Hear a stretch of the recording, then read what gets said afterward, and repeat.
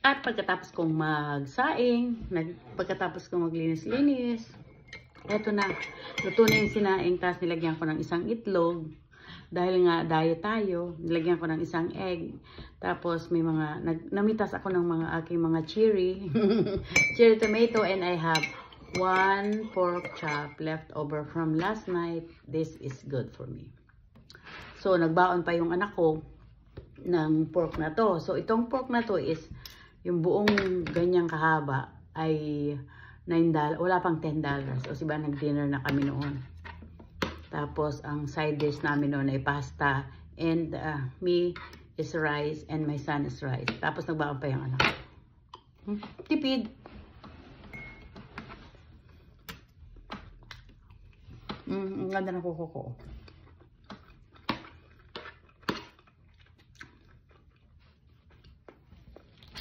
Ay, puki. Ay. Sorry naman. Sorry naman, dear. Naghahanap ako ng shirataki rice. Wala akong makuha. Gusto ko mag-order sa ano ba yun? Sa online. Sa, yung in-order na online. Abay, Diyos ko Lord, nagkaroon na ako ng amnesia. Memory gap. Amazon, mag-order sa Amazon, meron ako nakita ng shirataki rice. Medyo pricey siya. English yun.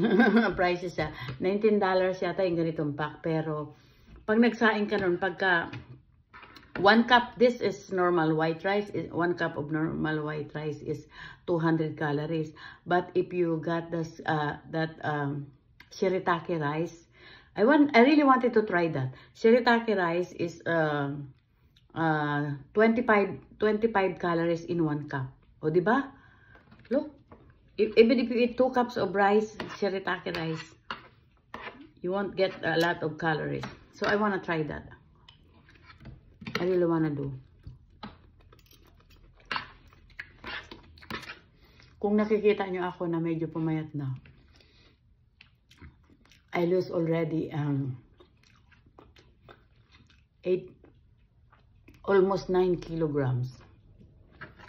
In more than 1 month. In more than 1 month. And that's about, I think, I don't know how much is that in pounds. Kasi, dito yun una eh. Makikita mo dito una sa, bago sa katawan. Yung katawan ko, Trinity Prague pa. So, I was hoping until December I lose more. It's not for anything else. It's for my health. I'm about to be 60 next year. So, I wanted to be like healthy. I don't have anything issue in my, ano ba to? I don't have any issue. I don't have blood pressure, high blood pressure. I don't have diabetes. The only problem with me is my knees.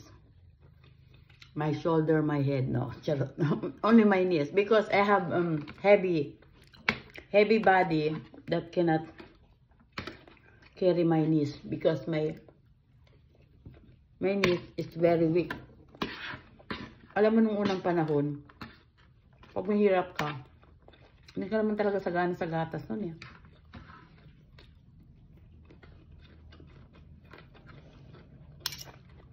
Dito sa Amerika, nakikita mo ang lalaki nila. Pero matitibay ang mga tuhod nila.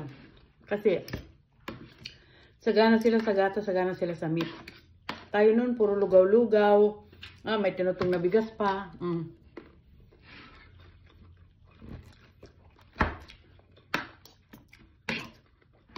Yung mga bata pa tayo, mahirap ang buhay.